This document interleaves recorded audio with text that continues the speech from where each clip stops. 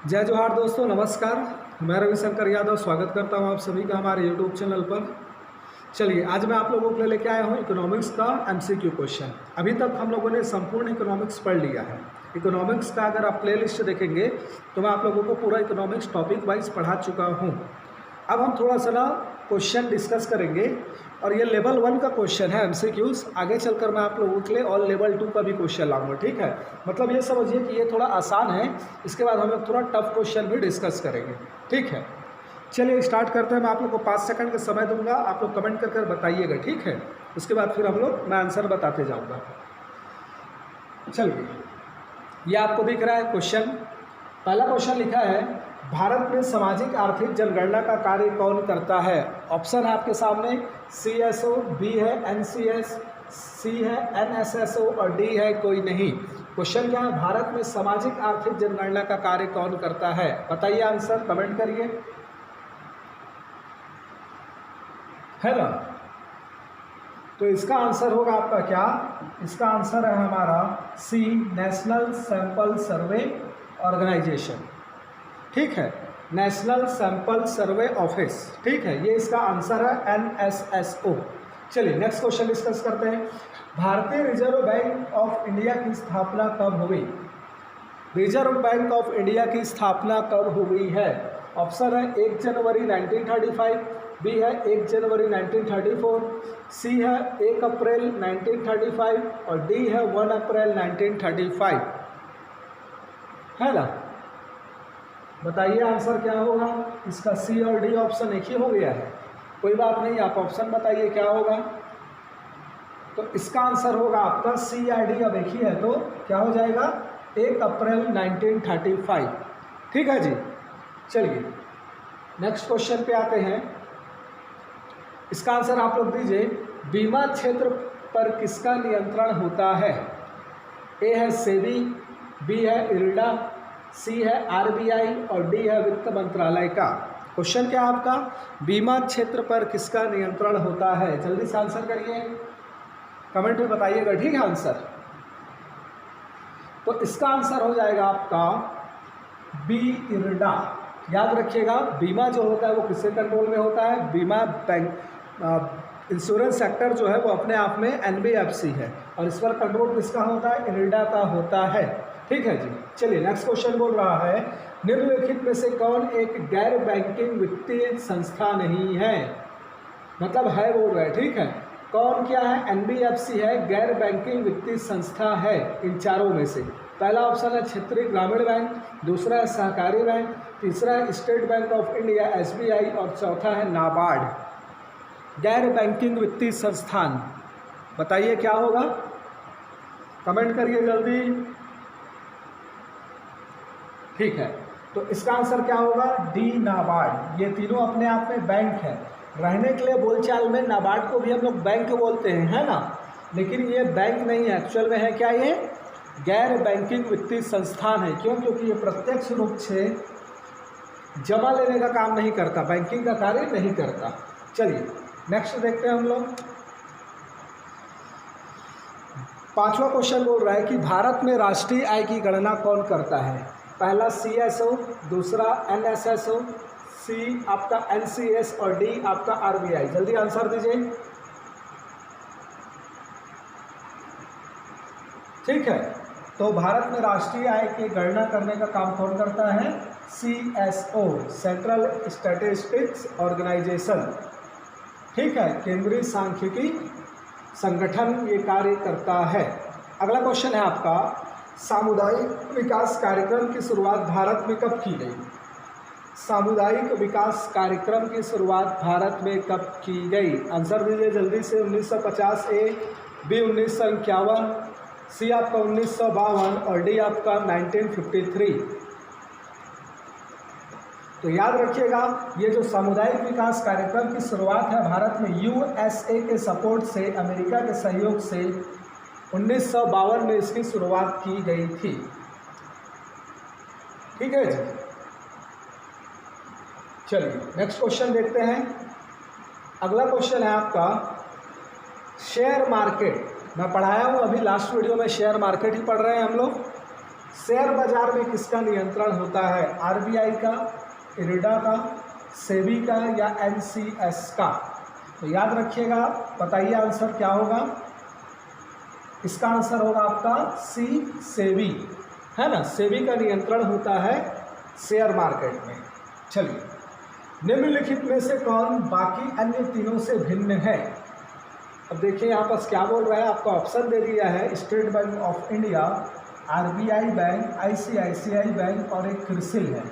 बोल रहा है कि इन चारों में से भिन्न कौन है। तो आप देखिए, ये आपका बैंक है, ये भी बैंक है, ये भी बैंक है और ये आपका बैंक नहीं है। मीन्स ये क्या है? एक क्रेडिट रेटिंग एजेंसी है। क्रिसिल क्या है? आपका क्रेडिट रेटिंग एजेंसी है। तो इसका आंसर हम क्या ले लेंगे? डी, क्रिसिल, है ना। चलिए, भारत की अर्थव्यवस्था है, मतलब भारत की अर्थव्यवस्था कैसी है? ए बोल रहा है पूंजीवादी अर्थव्यवस्था, बी बोल रहा है साम्यवादी अर्थव्यवस्था, सी बोला जा रहा है मिश्रित अर्थव्यवस्था और डी बोला जा रहा है इनमें से कोई नहीं। बताइए आप लोग, बहुत सिंपल सा क्वेश्चन है ना। कमेंट करिए। चलिए, इसका आंसर हो जाएगा आपका क्या? मिश्रित अर्थव्यवस्था। भारत की अर्थव्यवस्था क्या है? मिश्रित अर्थव्यवस्था। चलिए, नेक्स्ट क्वेश्चन है हमारा, उपभोक्ता मूल्य सूचकांक कौन जारी करता है?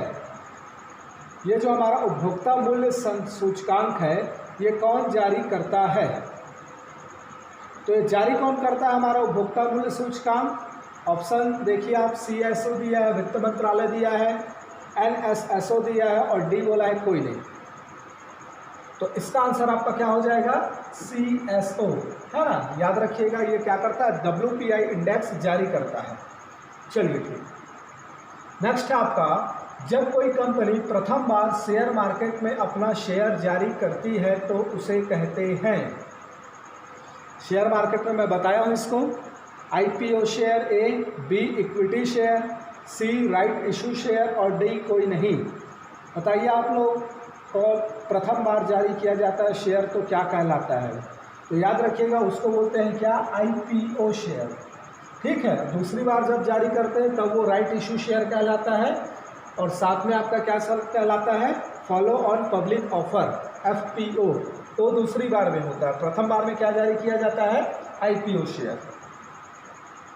अगला क्वेश्चन, भारत में 14 बड़े बैंकों का राष्ट्रीयकरण कब किया गया? 14 बड़े बैंकों का राष्ट्रीयकरण कब किया गया? 55 में, 1955 ए, 1969 बी, सी क्या है आपका 1980 और डी है आपका क्या 1991। चलिए, तो आप याद रखिएगा, इसका आंसर है बी। बी में 14 बड़े बैंकों का राष्ट्रीयकरण हुआ था और इस समय 8 बड़े बैंकों का राष्ट्रीयकरण किया गया, 6 बड़े बैंकों का। 1980 में 6 बड़े बैंकों का किया गया था और 14 बड़े बैंकों का राष्ट्रीयकरण कब किया गया था? 1969 में। अगला क्वेश्चन है आपका, निम्न में से किस स्थान में नोटों की छपाई नहीं होती? बोला जा रहा है भारत में नोटों की छपाई नहीं होती। ए देवास, बी नासिक, सी मैसूर और डी हैदराबाद, है ना। तो आप याद रखिएगा, भारत में नोटों की छपाई 4 स्थान पर होती है। देवास में होता है, मैसूर में भी होता है, नासिक में भी होता है, हैदराबाद में नहीं होता। हैदराबाद इसका आंसर नहीं है। इसका आंसर यहाँ पर एक और क्या है जहाँ होता है 4 स्थान में? चौथा है आपका सिलीगुड़ी। तो याद रखिएगा, सिलीगुड़ी में होता है, ना कि हैदराबाद में। तो सिलीगुड़ी, नासिक, देवास और मैसूर में छपाई होता है, हैदराबाद में नहीं होता। ठीक, नेक्स्ट क्वेश्चन है, निम्न में से किस स्थान पर टकसाल नहीं है?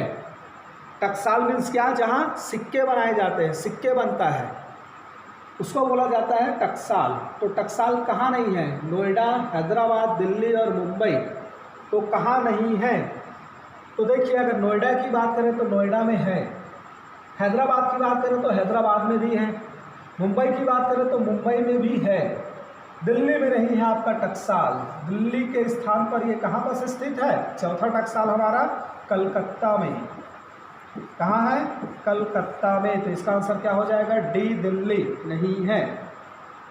नेक्स्ट क्वेश्चन है हमारा, हिंदू विकास दर शब्द का प्रयोग किसके द्वारा किया गया था? बताइए जी आंसर। हिंदू विकास दर शब्द का प्रयोग किसके द्वारा किया गया था? तो हिंदू विकास दर शब्द का प्रयोग महलनोबिस ए, बी केसी राव, सी प्रोफेसर राधाकृष्ण और डी कोई नहीं। क्या होगा इसका आंसर? चलिए इसका आंसर आप लोग कमेंट करके बताइएगा, इसको हम लोग लास्ट में डिस्कस करेंगे, है ना। चलिए नेक्स्ट क्वेश्चन है आपका, आप लोग बताइएगा, इसको छोड़ दे रहे हैं, है ना। इसको आप लोग पहले कमेंट करिए, सोचिए क्या हो सकता है। अगला है आपका मुद्रास्फीति का सकारात्मक प्रभाव पड़ता है। मैं आपको पढ़ाया हूँ मुद्रास्फीति मीन्स क्या? महंगाई, महंगाई का बढ़ना या वस्तुओं और सेवाओं की कीमतों में वृद्धि होना या मुद्रा के मूल्य में क्या होना? कमी आना निरंतर। तो यहाँ पास मुद्रास्फीति का सकारात्मक प्रभाव किस पर इसका पॉजिटिव इफेक्ट पड़ता है? ऋणदाता पर। दूसरा क्या है? छोटे उद्योगपतियों पर। तीसरा है उपभोक्ता पर और चौथा है ऋणी पर। तो याद रखिएगा जो इसका सकारात्मक प्रभाव पड़ता है वह है आपका आंसर डी, ऋणी पर। जो ऋण लेता है ना उस पर सकारात्मक प्रभाव पड़ता है। बाकी छोटे उद्योगपति इनके लिए ऋण लेना महंगा हो जाता है, बैंक का रेट बढ़ जाता है, उपभोक्ता को वस्तुओं और सेवाएं की कीमतें इनके लिए क्या हो जाती है? महंगी हो जाती। ऋणदाता जो होता है जो पैसा दिया रहता है और जब उसका पैसा वापस आता है तो उसके मनी की वैल्यू क्या हो जा रहती है? कम हो जा रहती है। तो इन तीनों पर नकारात्मक प्रभाव पड़ता है। सकारात्मक प्रभाव किस पर पड़ता है? ऋणी पर। चलिए अगला क्वेश्चन है हमारा, मौद्रिक नीति समिति का अध्यक्ष कौन होता है? वित्त मंत्री ए, बी क्या है? प्रधानमंत्री, सी है आपका आरबीआई का गवर्नर और डी है आपका क्या? वित्त सचिव। मौद्रिक नीति समिति मॉनेटरी पॉलिसी कमेटी का अध्यक्ष पूछा जा रहा है, बताइए जी। ठीक है, तो इसका आंसर आपका क्या हो जाएगा? सी, आरबीआई का गवर्नर। ठीक है, नेक्स्ट आपका क्वेश्चन पूछा जा रहा है, सेबी की स्थापना कब हुई थी? सेबी जो है आपका security exchange board of India, इसकी स्थापना कब हुई थी? ऑप्शन ए है 1988, ऑप्शन बी है 1990, ऑप्शन सी है 1992 और ऑप्शन डी है 1994। तो याद रखिएगा सेबी की स्थापना मंत्रिपरिषद के द्वारा एक आदेश पारित करके गैर वैधानिक निकाय के रूप में 1988 में की गई और 1992 में सेबी को वैधानिक दर्जा प्रदान किया गया, सेबी एक्ट पारित करके संसद के द्वारा। तो स्थापना कब हुई थी? 88 में। ठीक है, गैर वैधानिक निकाय के रूप में। तो इसका आंसर क्या हो जाएगा? 1988। मौद्रिक रिपोर्ट वर्ष में कितनी बार जारी किया जाता है? ये जो मौद्रिक नीति कमेटी है इसके द्वारा ये जो मौद्रिक रिपोर्ट है ये वर्ष में कितनी बार जारी होता है? ए है 4 बार, बी है 6 बार, सी है 8 बार और डी है 10 बार। तो याद रखिएगा वर्तमान में जो है ये जारी होता है 6 बार। पहले 2 बार जारी होता था, उसके बाद प्रत्येक तिमाही में किया जाने लगा और उसके बाद प्रत्येक 2 माह में क्या किया जाता है? वर्तमान में जारी किया जाता है। तो एक वर्ष में 6 बार जारी होता है। अगला क्वेश्चन आपका क्या आया? नेक्स्ट क्वेश्चन है हमारा, वाणिज्यिक बैंकों की वह राशि जिसे बैंक नकद के रूप में आरबीआई के पास जमा रखते हैं कहलाती है। तो वाणिज्यिक बैंकों की वह राशि जिसे वाणिज्यिक बैंक आरबीआई के पास नकद के रूप में रखते हैं क्या कहलाती है भाई? क्या एसएलआर की राशि, दूसरा क्या सीआरआर की राशि, दूसरा क्या सी है क्या एमएसएफ की राशि और डी है कोई नहीं, है ना। तो ये आपका क्या हो जाएगा answer? CRR, cash reserve ratio. ठीक है, याद रखिएगा। चलिए अगला क्वेश्चन है, वर्तमान में नाबार्ड पर किसका नियंत्रण है? बोला है आरबीआई का या फिर केंद्र सरकार का या फिर आरबीआई और केंद्र सरकार दोनों का या फिर कोई नहीं। ठीक है जी, तो आप याद रखिएगा जब नाबार्ड की स्थापना की गई थी तो स्थापना के समय इस पर जो अधिकार था, नियंत्रण था, वो केंद्र सरकार और आरबीआई दोनों का था। आगे चलकर केंद्र सरकार का इसको बढ़ाकर आरबीआई का कम किया गया और वर्तमान में देखा जाए तो इस पर पूर्णतः नियंत्रण केंद्र सरकार का है। याद रखिएगा, तो जब इस्टेब्लिश हुआ था तब दोनों का था, फिर समय के साथ आरबीआई का कम किया गया, केंद्र का बढ़ाया गया और वर्तमान में यदि बात करें तो पूर्णतः ये किसके कंट्रोल में है? केंद्र सरकार के अधीन है नाबार्ड। ठीक है जी, याद रखिएगा 1982 में इसकी स्थापना हुई थी 50 करोड़ रुपए राशि के साथ, वर्तमान में 5000 करोड़ रुपए उसकी राशि है। चलिए बोला जा रहा है निम्न में से किस स्थान पर 2 अक्टूबर 1975 को क्षेत्रीय ग्रामीण बैंक की स्थापना नहीं हुई थी? ए है आपका मुरादाबाद, बी है भिवानी, सी है जयपुर और डी है भोपाल। आपको याद होगा मैं पढ़ाया था इसको, मैं बोला था कि भाई 4 राज्यों के 5 स्थानों पर हुआ था इसकी स्थापना, 4 राज्यों के 5 स्थानों पर। तो उसमें आपका भिवानी था, शामिल था हरियाणा से, जयपुर था आपका शामिल था राजस्थान से, मुरादाबाद शामिल था यूपी से, 3 स्थान हो गए। चौथा स्थान यूपी का ही आपका गोरखपुर था, वो था। अब 5वां जो था वो था आपका मालदा। क्या था? मालदा।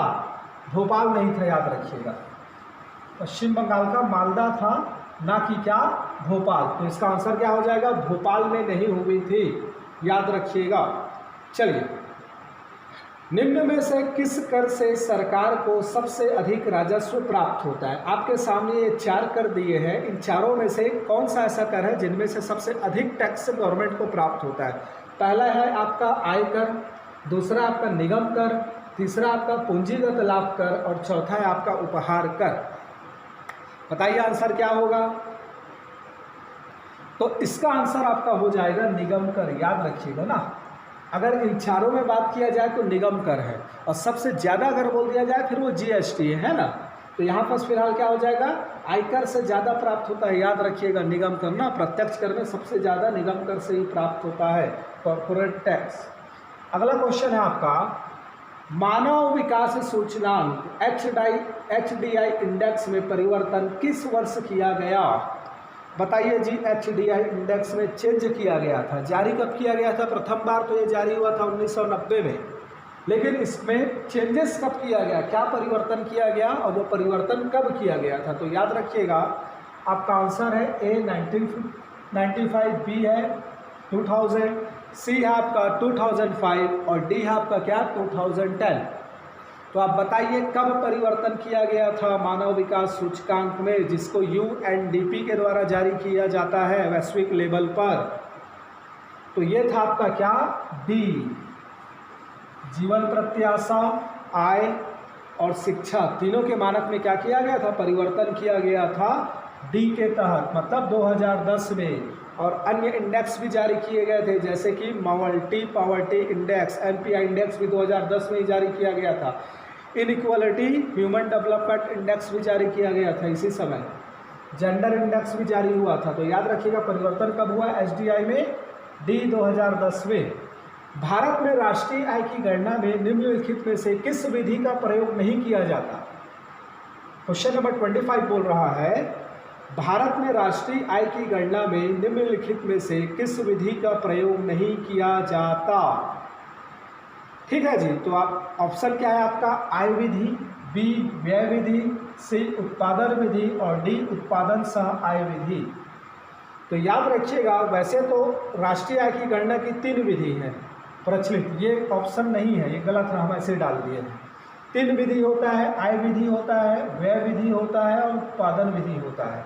ठीक है, लेकिन भारत की यदि बात करें तो भारत में व्यय विधि का इस्तेमाल नहीं होता। भारत में कौन सी विधि इस्तेमाल की जाती है? आय विधि और उत्पादन विधि। तो कौन सी विधि का इस्तेमाल नहीं होता? व्यय विधि का इस्तेमाल नहीं होता। तो आंसर क्या हो जाएगा आपका? बी, व्यय विधि। चलिए, अगला आपका क्वेश्चन है, भारत की GDP में सबसे अधिक योगदान किस क्षेत्र का है? भारत की GDP में सबसे अधिक योगदान किस क्षेत्र का है? प्राथमिक क्षेत्र का, द्वितीयक क्षेत्र का, तृतीयक क्षेत्र का या कोई नहीं? तो भाई एक नया क्षेत्र का तो होगा इनमें से, प्राथमिक, द्वितीयक और तृतीयक में से। तो क्या हो जाएगा आंसर? इसका आंसर हो जाएगा आपका क्या? तृतीयक क्षेत्र। चलिए ठीक, अगला बोल रहा है, निम्नलिखित में से कौन प्राथमिक क्षेत्र में शामिल नहीं है? ये जो प्राथमिक क्षेत्र के अंतर्गत इनमें से किसको शामिल नहीं किया जाता? पशुपालन को, खनन को, उत्खनन को या रिफाइनरी उद्योग को? तो याद रखिएगा ये तीनों जो आपके हैं ये प्राइमरी सेक्टर के हैं, जबकि रिफाइनरी जो उद्योग है ये आपका द्वितीय क्षेत्र में आ जाता है। तो क्या शामिल नहीं किया जाता? डी, रिफाइनरी उद्योग। अगला है आपका नेशनल इनकम कहलाता है। बताओ भाई, नेशनल इनकम कहलाता है क्या? इनमें से साधन लागत पर सकल राष्ट्रीय उत्पाद, साधन लागत पर सकल घरेलू उत्पाद, साधन लागत पर शुद्ध घरेलू उत्पाद और साधन लागत पर शुद्ध राष्ट्रीय उत्पाद। कंफ्यूजिंग क्वेश्चन है ये, बहुत बच्चे फंसते हैं इसमें। आपका राष्ट्रीय आय क्या होता है तो मैं आपको बता चुका हूँ, NNP eight factor cost. NNP मतलब क्या, शुद्ध राष्ट्रीय उत्पाद।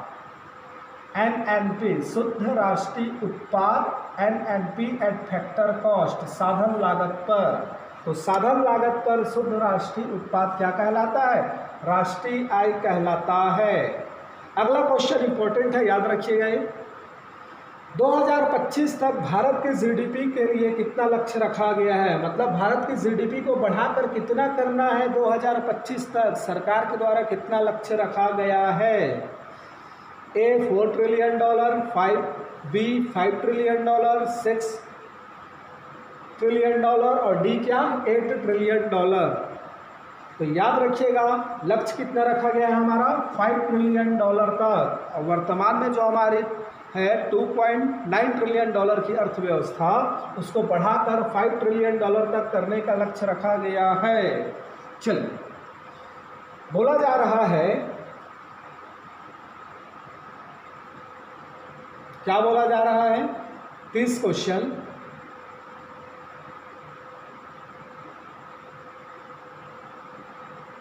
नेहरू महलनोबिस मॉडल के नाम से किस औद्योगिक नीति को जाना जाता है।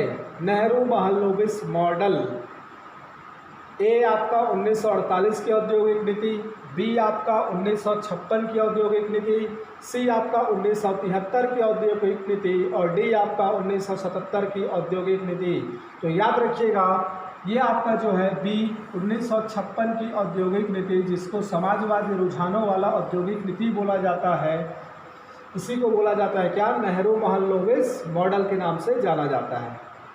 31 क्वेश्चन बोल रहा है 2013 के कंपनी एक्ट के तहत किसी कंपनी को जो CSR के दायरे में आती है उसे अपने शुद्ध सालाना लाभ का कितना प्रतिशत CSR मद में खर्च करना पड़ता है।